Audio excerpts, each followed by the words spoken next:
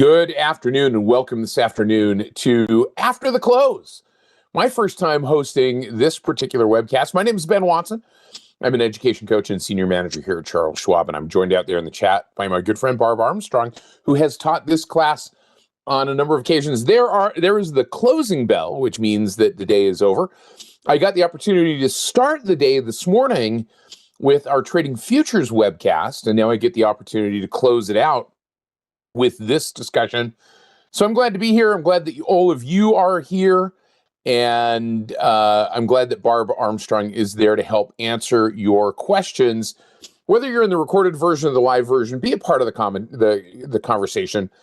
Chat in a question, chat in a comment, or leave a comment in the comment section for us if you are watching this in the recorded version as well. So what I wanted to do today, because this is really my first time, and I've done the chat on this particular webcast on a couple of occasions, but I didn't want to get out of any kind of particular rotation. I know that there are a couple of other coaches that do this one on a fairly regular basis. So I wanted to talk about something that is maybe a little bit outside the ordinary, and then we'll kind of tie it back to some of the other things that we do here in this After the Close webcast. And this comes as a function of a presentation that I did a number of years ago in one of our investor conferences that was basically titled After the Close, What Do You Do Overnight?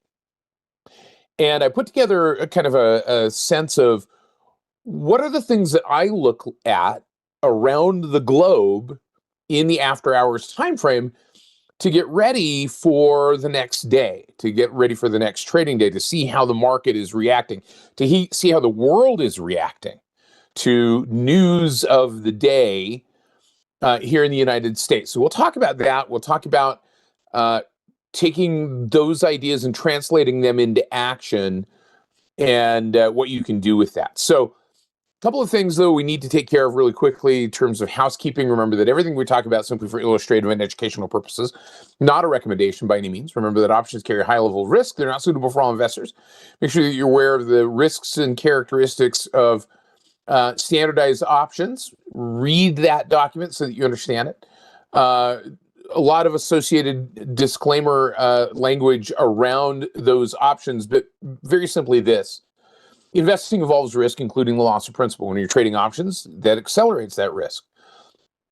So make sure that you understand it before you consider it. We're going to be using the Thinkorswim desktop software platform today, and specifically the paper money version of that platform. It's not a guarantee of future success out there in the real world. And it doesn't do certain things that a live trading account will do, but it is a great learning environment. So as you move your practice from paper trading to live trading, make sure that you're aware of the characteristics and the differences of the two platforms. We're going to be looking at some futures contracts today, not as tradable instruments, but futures contracts as measures of market movement. So we do have futures trading webcasts, as I talked about, but all of the symbols that you're going to see in this discussion today simply are for illustrative and educational purposes. The futures symbols that you will see, the indexes that you will see, are simply for tracking market movement, not as tradable instruments or underlyings for options. So just pay attention to that. Now, we're going to talk a little bit about using particular order types. Remember that stop orders don't guarantee an execution price, just the activation price, and the stop limit order doesn't guarantee that you're going to get filled. The price may gap around that order. So just be aware of that as we get into this discussion as well. So let's talk. Oh, first of all, before I do anything else, I just wanted to remind people of this. And I know Barb has done a great job of this as well. Coming up in a little over a week, right before Thanksgiving, by the way, we're going to be in Anaheim, California, doing a market drive. Barb's going to be there. Then we're going to be in Houston at the the JW Marriott Houston, the Galleria, doing a 2-day technical analysis and option strategies workshop. And then we're going to be in Miami just before Christmas. Beautiful place to be just before Christmas. Barb's going to be there as well at the JW Marriott Turnberry, which is a gorgeous property But we're going to be doing our advanced option strategies 2-day workshop there on the 19th and 20th. So I look forward to seeing all of you there. If you have the opportunity to travel with us and join us, we would love to have you with us and join us for those events. All right, let's pop over here really quickly. And I want to kind of bring you into this world. And I want to ask a couple of quick questions as we get into this. And you can answer, and I'll keep talking, but you guys go ahead and answer, and I'll let Barb kind of manage this. What are some of the things that you use overnight to evaluate what's going on in the market? Or do you just leave it alone?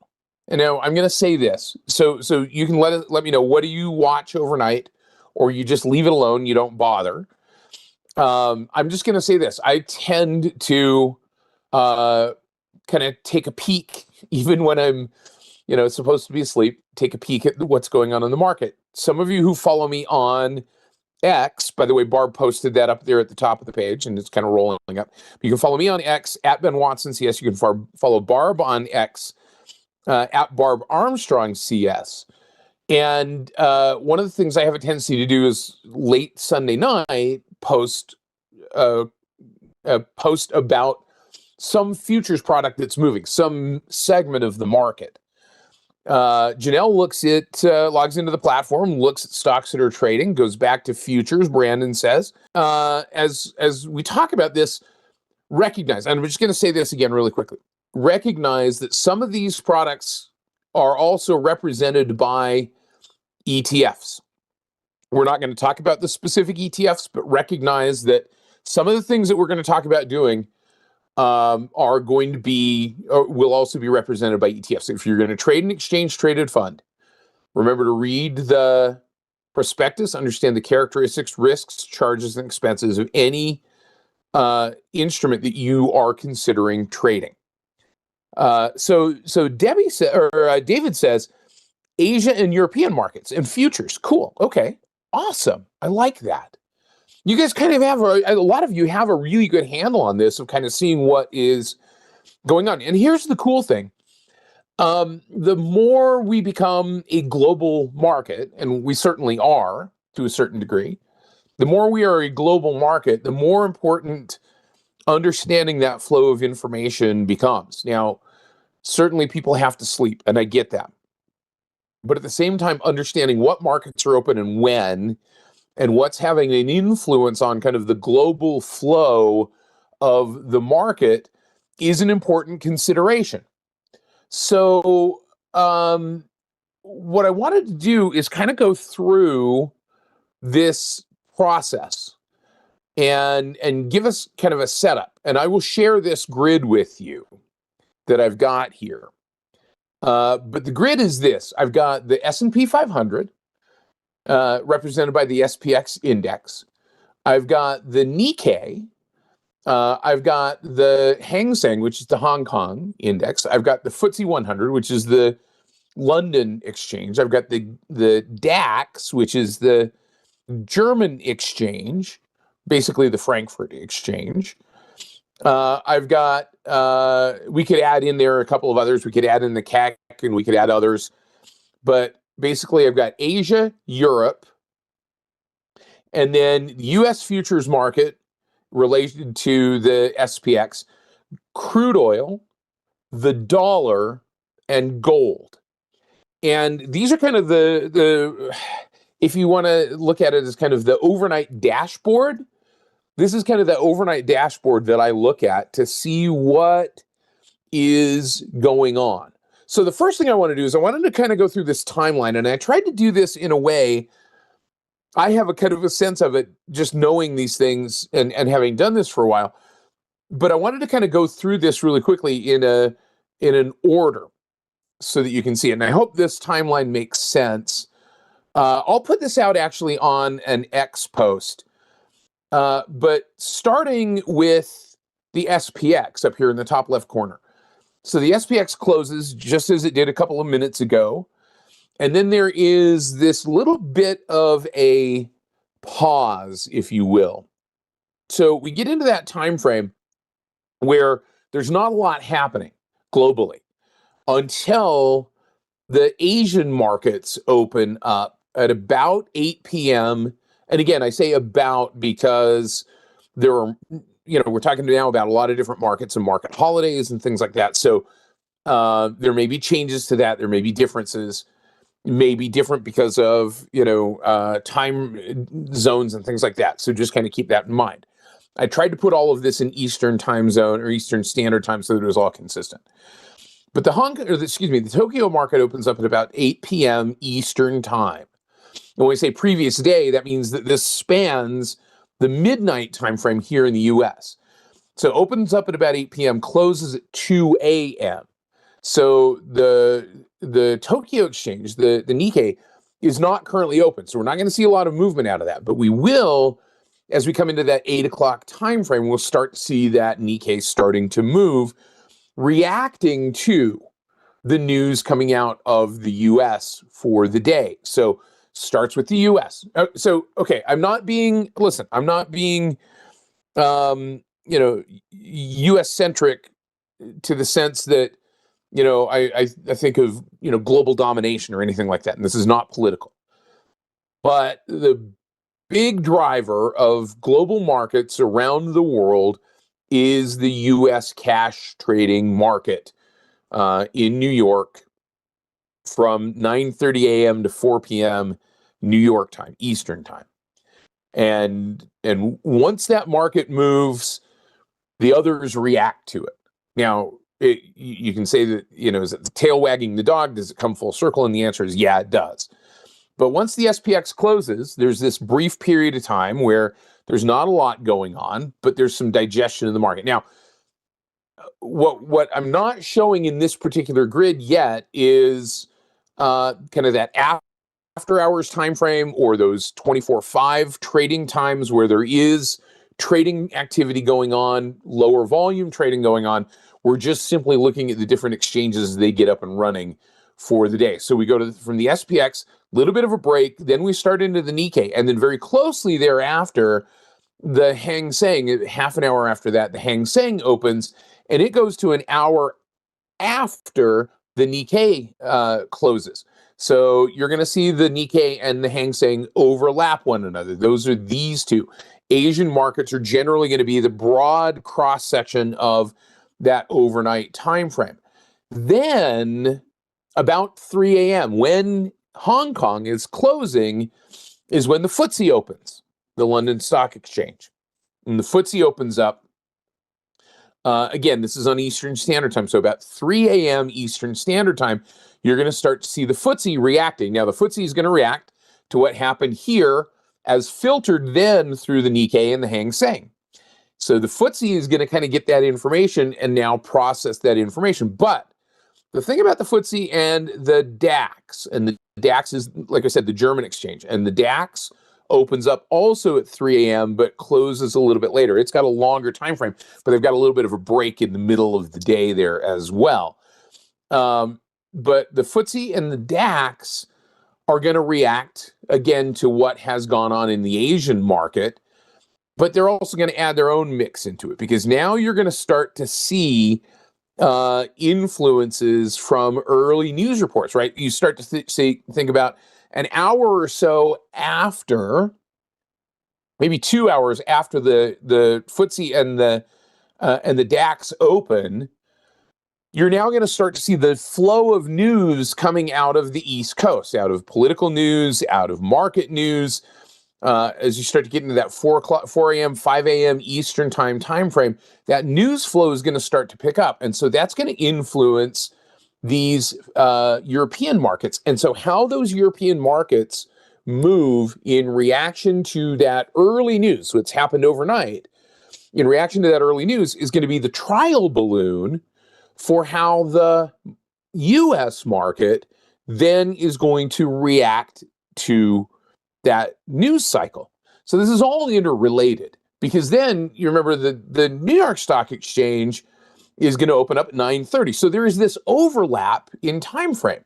So the FTSE and the DAX are going to overlap the New York Stock Exchange from about 9:30 a.m. to about 11:30 a.m. Eastern time, European markets and U.S. markets are trading simultaneously. That overlap is a good time to monitor kind of the combined reaction of the European markets and the US markets to that early news. That's oftentimes why, and I don't know if many of you have seen this. I know we talk a little bit about this. We talk about the fact that traders kind of go to lunch about that 11:30 or noon time frame here in the US, and we typically will tend to see markets slow down a little bit. You'll typically tend to see volumes drop off intraday, and it is because now you've got those European markets that have just closed down. And yeah, Kevin says, I love that, Kevin. Your wife's not going to forgive you. Okay, all right, fair enough. I'll still share it. Shh, don't tell her. But that time frame, so this time frame, 9:30 a.m. to 11:30 a.m. Eastern time, is kind of that critical period, that overlap in time frame. So I will post this timeline on an X post, so you can find it out there on X at Ben Watson CS. But let's do this. Let's kind of run through each one of these individually and kind of see what is going on. And what I want to do eventually on this, I haven't done it yet, is put all of these on one chart. I'm working on doing that again. But let's pop over here. I'm going to close down my left-hand side, and we're going to pop over here to our grid, and I'm just going to maximize. Yeah, I do have emoticons that sleep for me. I'm going to maximize this grid. Now, here's the thing. You guys laugh about this, and you say, when do I have time to sleep? Friday night, my wife and I got back home from running some errands. We fell asleep on the couch. We looked up at the clock, and it was 6:20 in the evening. It was dark outside because it's now dark at 6:20. And we're like, we thought it was like midnight. Like, how is it only 6 o'clock? And then our son called us at about 9 p.m. and he said, why are you guys asleep? Because we were sound asleep when he called at 9 p.m. So I do sleep sometimes, just not often, but there you go. All right, so here's the S&P 500.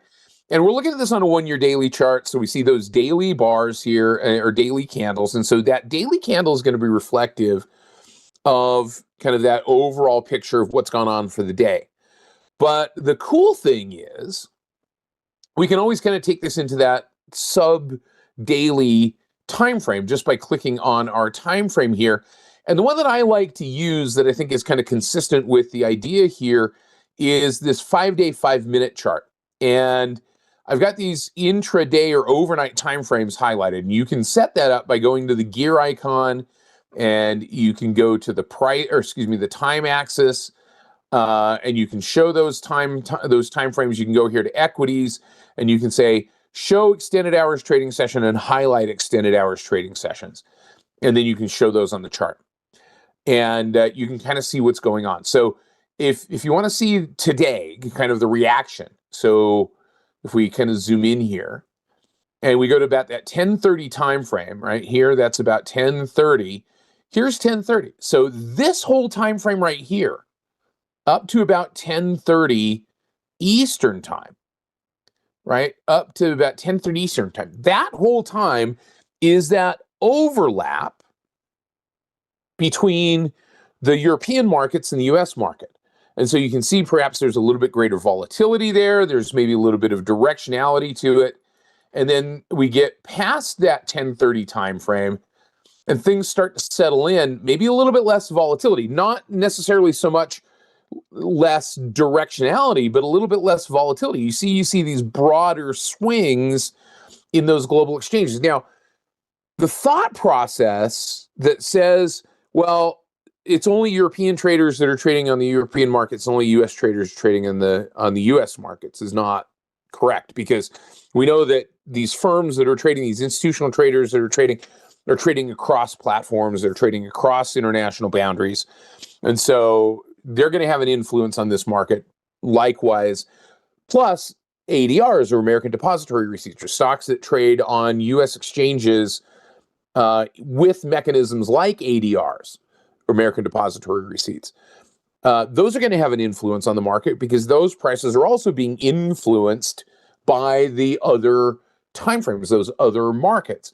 And you can start to see that we get into kind of that noon time frame for the market, and we get up here to about 11:30, and so that's kind of the end of that overlap period, is right into this 11:30 time frame, and you can really see that it starts to slow down. So 10:30 to 11:30, you get some directionality. 11:30, the foreign markets are closed. U.S. market is driving the game, and look at what happened right about 11:30. It just went flat. It absolutely went flat. So you had traders maybe going to lunch, realistically, but you also had kind of that lack of influence from those foreign markets flattening this market out. And it doesn't always happen that way. No, we know that there can be certainly some volatility going into the close, but a lot of times you will see this afternoon kind of doldrum or lull when the market is moving without that impact from foreign markets. We can go back and we can see that same kind of pattern playing itself out. This is Monday's time frame. Let's just zoom in on Monday's time frame, and here we get to about 11:30, and the market kind of drifts higher, but it doesn't have as much directionality. Yeah, and Thais says, yeah, U.S. brokers are planning, as are foreign brokers, foreign institutions, to bring 24/7 trading, and that adds fuel to this kind of global fire here. All right. So that's kind of how the market reacts, and I like to look at this on that 5-day, 5-minute time frame, as well as the 1-year daily time frame. So let's click over to the next one here, and this is the Nikkei. And you can see, once again, you can see how closely this is kind of echoing what the S&P 500 is doing. And what we could do is we could come up here and we could put a comparison chart on here. We could just go COMP comparison. And I'm going to put a comparison line chart on here with the S&P 500. And if you didn't know, I mean, if you didn't have a label on this particular chart and you were just looking at these, you'd be hard pressed to, if you were a casual observer, to notice the difference between the SPX and the Nikkei. And they move fairly similar to one another. Again, talking about that global interconnection. But once again, we can pop down to that slower time, or that shorter time frame. I'm going to hide that comparison line here really quick. And we're going to pop down to that 5-day, 5-minute realm. And we'll come back in here into the Monday's time frame and into Tuesday. And you can kind of see, again, market's closed. We see that push to the upside. That was largely driving the U.S. market. And then it's closed and will not reopen again until about 8 p.m. And then it'll influence the market again. And around and around and around we go, based on, the news flow of the day. So now we can come back to our Hang Seng, same kind of thing. We're looking at the same rough time frame, 30 minutes after the Nikkei. We get the Hang Seng rotating in. These are going to be the big drivers in that overnight time frame. So once again, we're going to come back and we're going to put this, let's put this comparison line on there again. COMP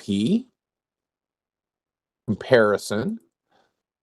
And you'll see, you'll start to see how closely correlated a lot of these global exchanges are and global indexes. This one maybe has a little bit of variance recently, but as goes the SPX, so goes pretty much the other indexes. But from a standpoint of what's driving what, who calls the tune, US, then Asia, then Europe, then US, then Asia, then Europe, and it kind of rotates around that way. So let's come back down here to our 5-day, 5-minute chart. We'll kind of see what is going on over here on the right-hand side. Let's hide that comparison line again, and we can see what's going on kind of up into that same time frame. Directional push, maybe a little bit more directional than what we were seeing on the Nikkei, pushing markets a little bit higher here. So a bigger influence from the Hang Seng than you're seeing on the Nikkei exchange. Now let's rotate back over here to the FTSE. And remember the FTSE, let's go back to our timing here. The FTSE, the London Stock Exchange, is going to open up about 3 a.m. So as those European markets or Asian markets are closing, European markets are going to come back online. Let's do the same thing. Let's put our comparison, COMP comparison line on here.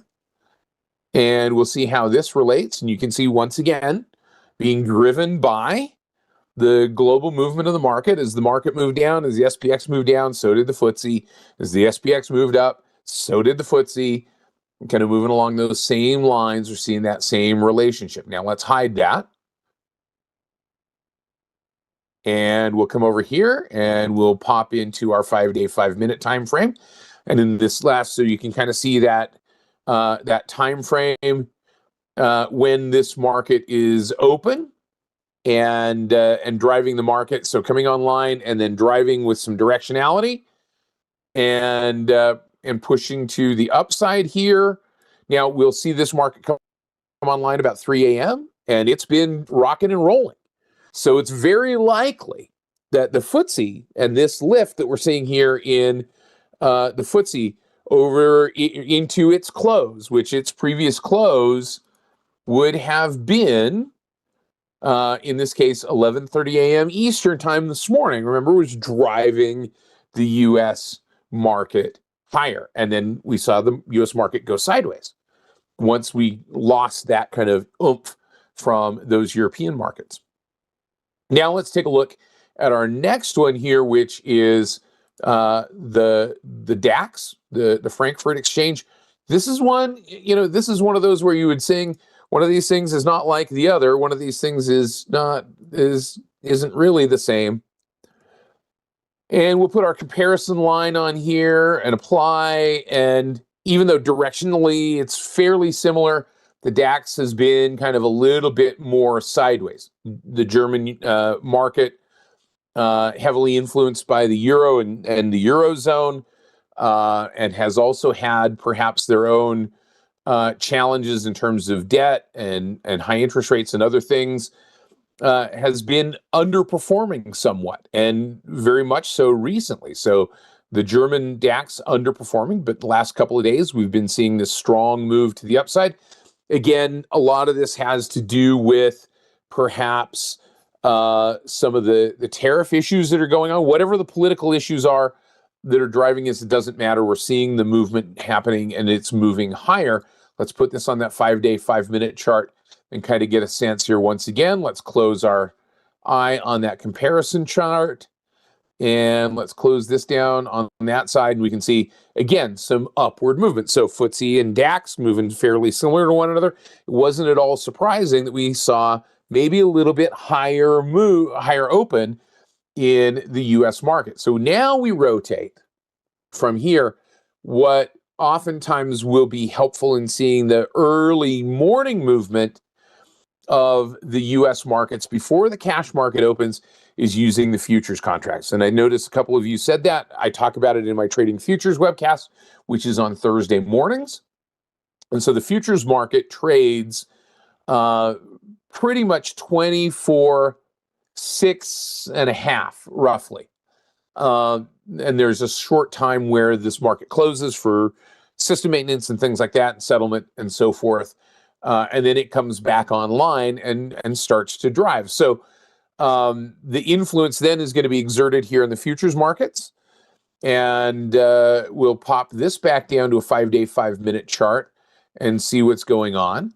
And in this, I don't think I've highlighted. Let's see, we can come back over here and go to futures, and we can highlight those extended hours timeframes. I typically don't do that when I'm teaching futures, but I'm going to pop this on here so that we can see when those timeframes are.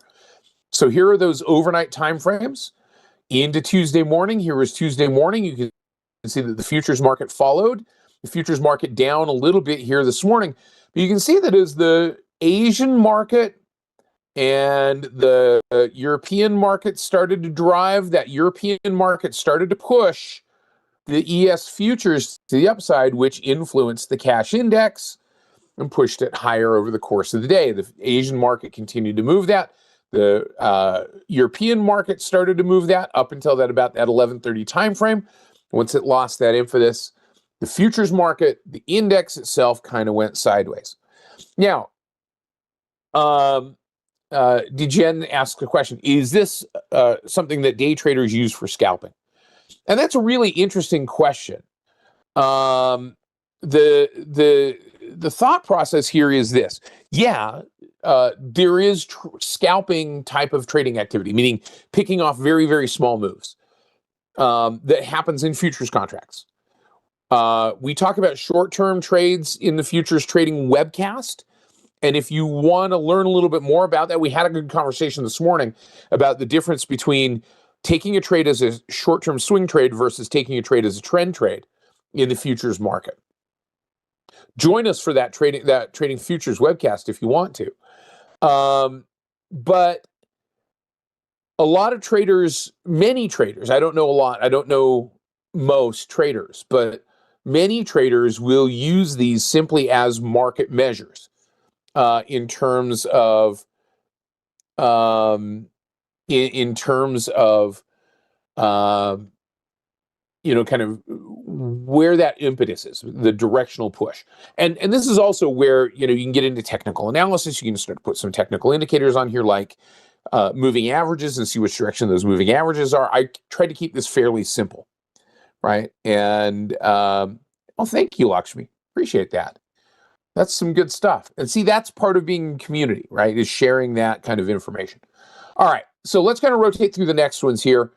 That's the futures contract. And again, we're using these again as market measures, not as tradable instruments. But now I want to rotate over here to the crude oil contract. And this is a good measure of kind of economic health and economic demand. And we're seeing kind of that situation where it certainly seems as if demand is increasing a little bit. Now, from a time frame standpoint, these are going to trade 24, 6.5 too, like the ES futures. So now we're kind of getting outside that realm of that overnight time frame, but this is something to pay attention to on global market news, because a lot of times if there's geopolitical movement that happens and geopolitical news that happens, it's going to be reflected here in crude oil. Although not so much anymore. It used to be that if somebody sneezed in the Straits of Hormuz, you would see a big impact in the crude oil contract. That doesn't happen as often anymore. You don't typically tend to see that same level of volatility in crude oil that we used to see. And I don't know if that's just because the diversification of sources has happened or because, we don't have as many major players in this space as we used to. But this is where, again, you can apply some technical analysis to this, and you can start to look and see how the market is reacting to that news in the crude oil contract. I'm going to rotate back here now to dollar. So this is the US dollar futures. Okay, this is the US dollar futures. And so this is also going to reflect news, specifically monetary and fiscal policy news coming out of the US is going to be reflected here in the dollar. So the indication today that the Fed may start to shift their balance sheet from shorter term to longer term debt obligations, which may have an impact in raising interest rates over time against their backdrop of cutting rates. That may have an influence on the US dollar, and it certainly does seem to be pushing the US dollar down a little bit. And this is another one where you can put some comparison lines on here and compare this to Treasury yields or to the SPX or to other currencies is another way to use this particular product. And then finally, gold. Now, gold has traditionally been kind of that external kind of safe haven, if you will. That's been the perspective. And I'm saying that with some big disclaimers. There is no guarantee that trading in gold is going to provide safety. It's been used as an alternative investment, as kind of that alternative product to stocks and bond markets, fixed income markets. But oftentimes you'll see this react in opposition to the US dollar or to rates. So what I'm going to do is I'm going to put on here a comparison chart, COMP comparison to, I'm going to change my comparison not to the SPX, but to /DX, the dollar index, futures, click on OK and apply an OK. And you can see that the dollar and gold now are not in opposition to one another, but are seemingly moving in concordance, which is a little bit interesting. Seeing that both upward movement in dollar and gold. So these are the products that I use to kind of get a sense of what's going on. So what I'm going to do is I'm going to come over here. I'm going to go ahead and I'm going to share this grid with you. I call it around the world. You can call it whatever you want to call it. But I'm going to go ahead and I'm going to put this in the chat here. And I will also put it in the description of this webcast. Remember, whenever we share anything, it is not guaranteed as to time or accuracy. It is simply an illustrative example. By the way, speaking of examples, we've got an example of one of our feedback surveys there in the chat. It just dropped.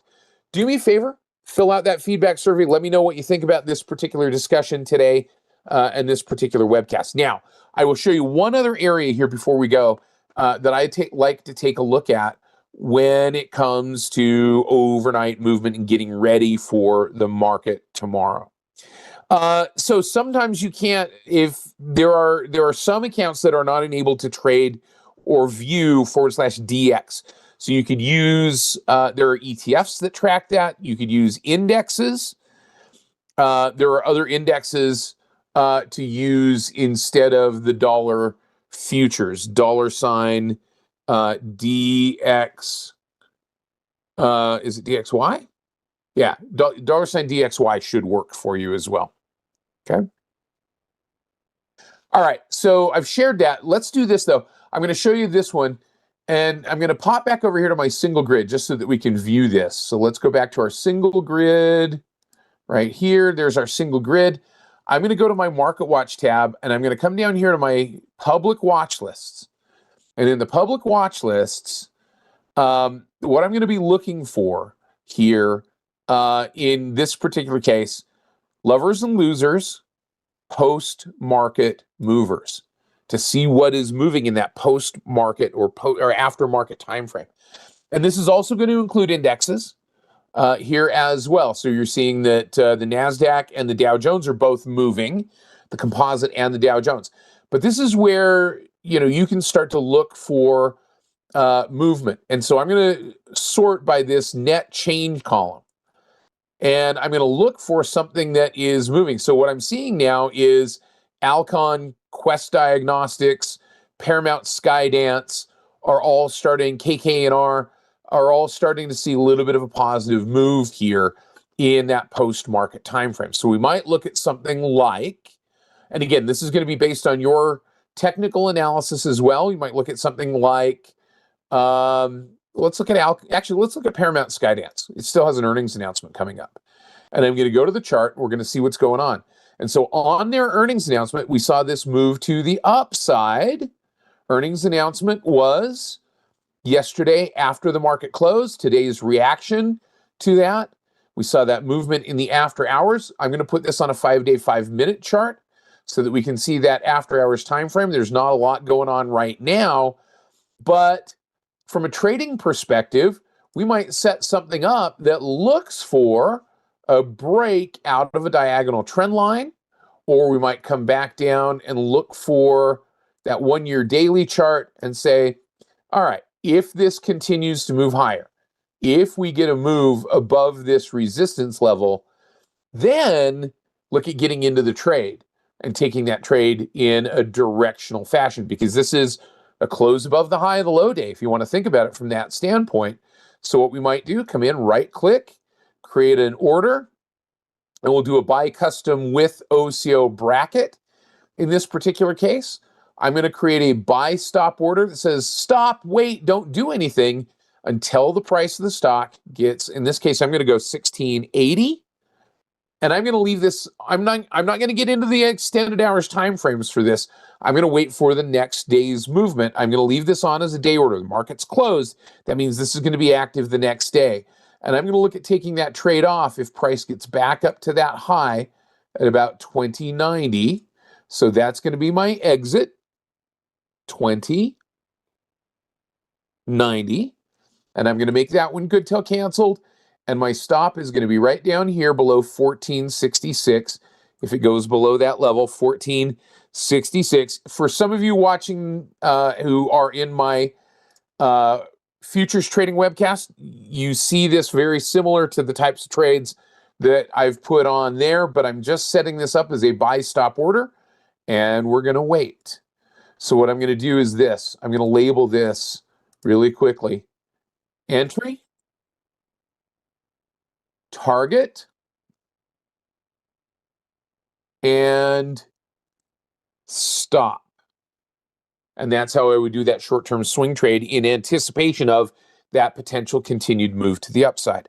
So translating all of that information into a trade activity, we're going to read through that order, make sure we're aware of that, the transaction costs in that order, what we want it to do. We're going to go ahead and we're going to put that in our market movers, and I'm going to click on send, and we're going to wait for that circumstance to happen. So couple of quick reminders. You can find us out here on the Trader Talks webcast page. When you do that, click on that subscribe button, but you can search for After Hours right here, and you're going to get all of those after hours webcast links, the things that Barb's talked about, as well as others, and great stuff. So try RiceBird, try $DXY as an index instead of that futures contract. Guys, thanks very much for letting me spend a little bit of time with you and share a little bit of information here. Remember to fill out that feedback survey. Follow us over on X. Follow us here on the Trader Talks webcast page by clicking on the subscribe button. Thanks to Barb, thanks to Bree, and everybody else that helped out with this webcast today. We will see you guys again very soon. Take care, everybody. Bye-bye.